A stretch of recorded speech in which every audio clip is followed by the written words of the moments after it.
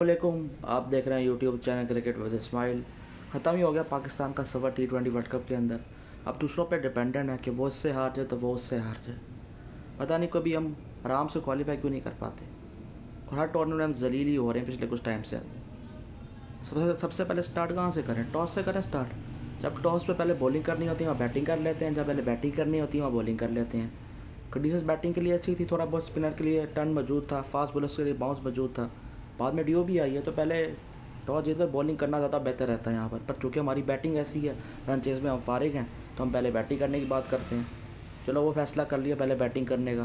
Playing 11 में देखो फ़हीम अशरफ को बाहर कर दिया, जिसकी वजह से टूर्नामेंट में जिंदा है उसको बाहर कर दिया। ना बाहर हो सके तो बाबर आजम बाहर ना हो सके, अबरार तक को नहीं खिलाया, क्या कह के थक गया अबरार को भी खिला लो। शहीन अफरीदी को मौका दिया आज, हालांकि लग रहा था नहीं देना चाहिए था, इतना खास वो कर ही रहा। नसीम शाह को देना चाहिए था पर उसने अच्छी परफॉर्मेंस दी है, उस पर चलकर बात करते हैं। बैटिंग तो मैंने स्टार्ट किया वहाँ पर, ऊपर से फिर साइम अयूब साहब कुछ भी फ्लॉप। वो लेग साइड पे मारने के लिए जाता है, सर उसका किधर होता है, शॉट किधर मार रहा होता है, और जोफ्रा आर्चर बिल्कुल अनप्लेबल बना हुआ था स्टार्ट के अंदर पहले 2 ओवर्स के अंदर। उनको समझ ही नहीं आ रही थी क्या करना उसके अगेंस्ट। वो बॉल बाहर निकाल रहा था, आउटसाइड उस टाइम बॉलिंग कर रहा था, ये लेग पे मारने की कोशिश कर रहा साइम अयूब। एक बार फिर से फ्लॉप। इसको इतने हमने मौके दे दिए साइम अयूब को, कभी तो कुछ करके दिखाए। हालांकि ये जूनियर तो ये भी नहीं है, 2-3 साल से तो ये भी अब खेल रहा है, इसको भी अब टाइम हो गया काफ़ी, कुछ हमस नहीं आती।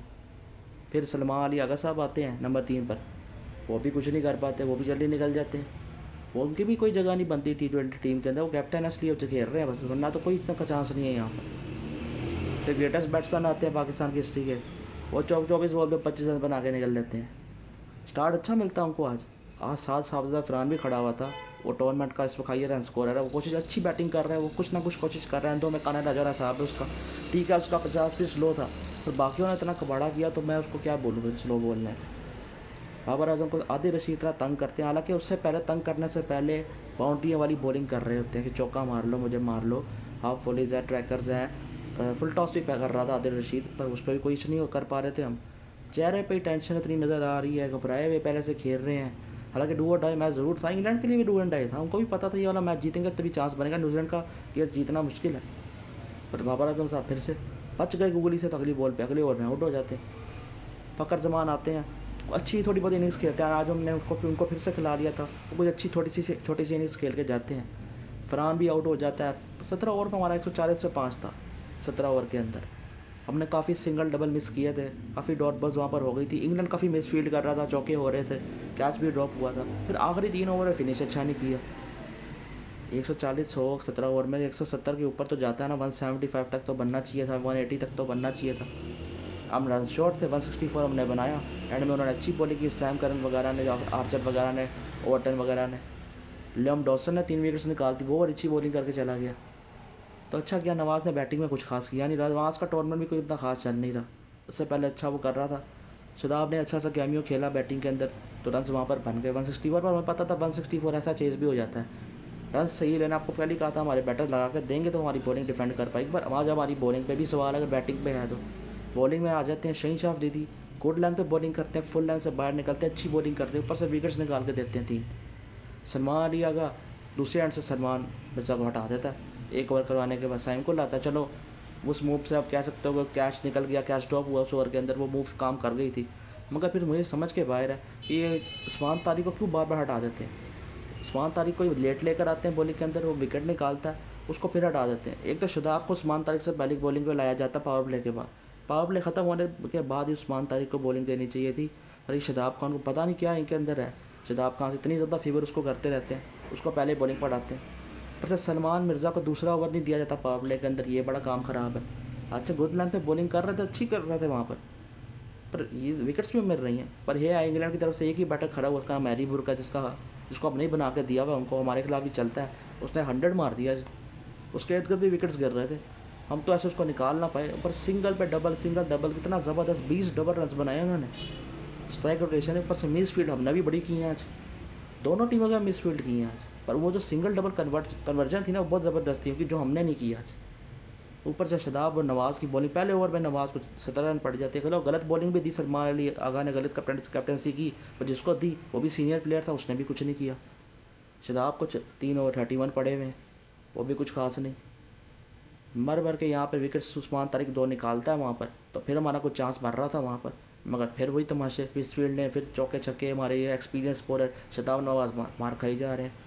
शहीन एंड में दोबारा लेकर आते हैं, उसको भी 70 रन पड़ जाते हैं, पर वो आखिर में हैरी ब्रुक आउट करता है। 10 रन रह गए थे तब, हालांकि मैच सीधा हो चुका था, 18 ओवर में ख़त्म हो जाना था। थोड़ा बहुत वहाँ से कम बैक करते हैं, विकेट्स लेते हैं वहाँ पर, मगर अब तक इतना कोई खोना भी नहीं था। इंग्लैंड पागल थोड़ी है, हार जाए, उनकी लंबी बैटिंग होने 11वें नंबर तक बैटिंग खिलाई हुई है उन्होंने, तो इतनी लंबी उन्होंने बैटिंग खिलाई है। उसके बाद रही कुछ नहीं गया था, आखिरी ओवर तक हम ले तो गए मैच, पर उससे पहले ही मैच खत्म हो चुका था। जब हैरी ब्रुक आउट हुआ ना, उसी वक्त मैच खत्म हो चुका हुआ था। दूसरा हाईएस्ट स्कोर तो विल जैक्स का इसके अंदर, बाकी की सबके सिंगल डिजिट्स में स्कोर है, सबके सिंगल डिजिट्स में स्कोर है। एक ही बैटर खड़ा हुआ है, उसने जिता के दे दिया अपनी टीम को।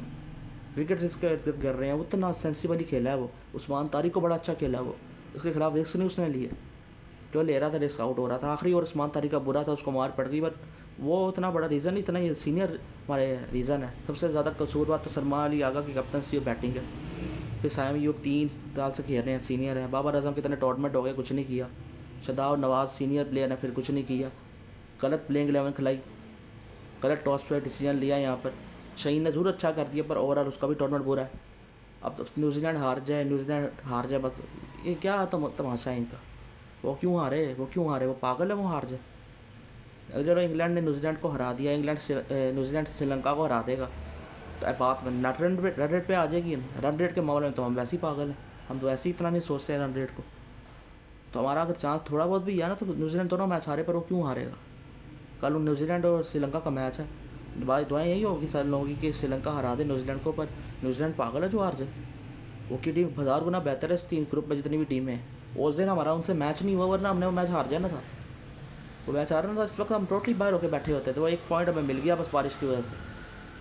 अभी श्रीलंका भी हमें हरा सकता है, कोई सारा कुछ, मैं कहता हूँ सारा कुछ भी हो गया ना।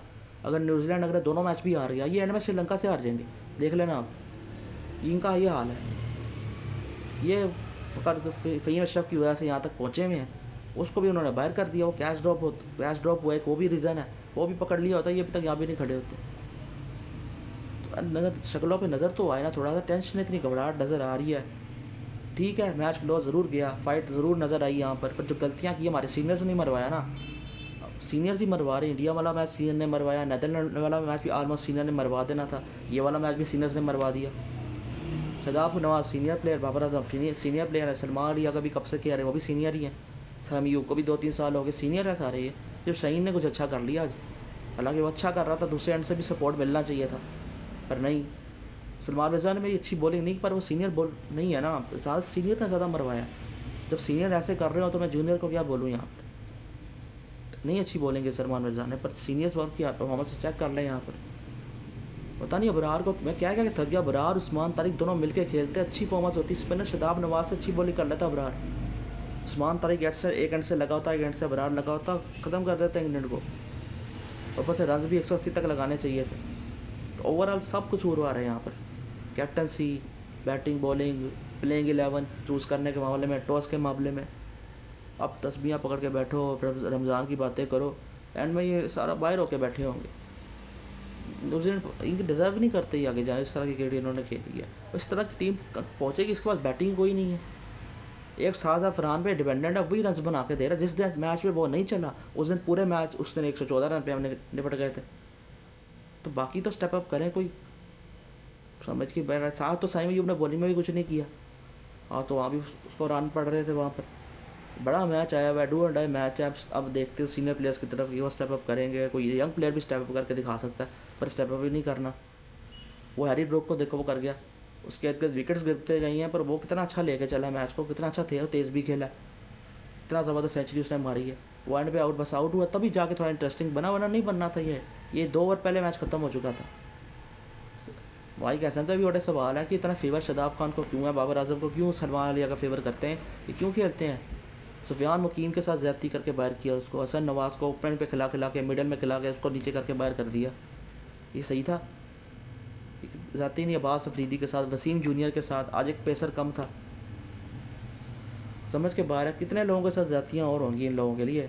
एंड में विलन माइक कैसे नहीं बनेगा इस टूर्नामेंट का, मुझे पता है गलती उसकी है बिल्कुल है, पर सीनियर प्लेयर्स का क्या, ये भी तो विलन है बहुत बड़े, कितने साल टूर्नामेंट से खेल रहे हैं।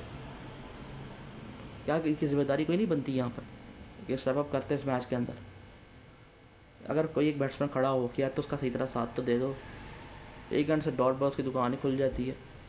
विकेट अगर एक बॉलर निकाल के देता है दूसरे से सपोर्ट ही नहीं मिलता उसको, कैचेज अलग ड्रॉप होते हैं, फील्डिंग अलग ख़राब होती है। इस मैच से पहले फील्डिंग बहुत ज़बरदस्त थी, प्रेशर मैच था, काम ख़राब हो गया। इंडिया वाले मैच में ही प्रेशर था, वहाँ भी काम ख़राब हो गया।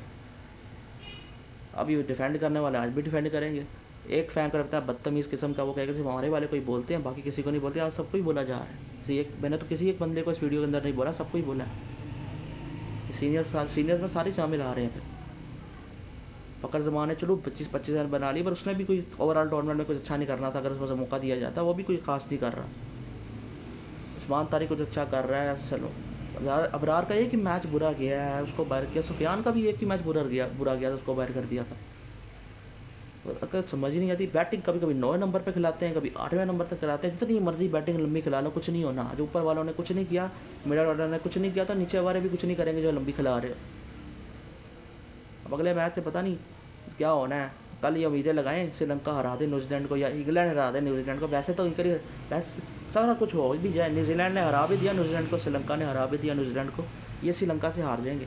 ये श्रीलंका उनको नहीं हरा पाएंगे, खुद देख लेना। यहाँ से इंग्लैंड एक क्वालिफाई कर चुका है, दूसरा मुझे न्यूजीलैंड नज़र आ रहा है। न्यूजीलैंड अपने दोनों मैच जीतेगा और कर जाएगा क्वालिफाई। वो पागल नहीं है इनकी तरह, जिस तरह का तमाशा करे। उस ग्रुप में मज़ेदार चीज़ें ज़रूर हैं, वहाँ पे कुछ भी हो सकता है।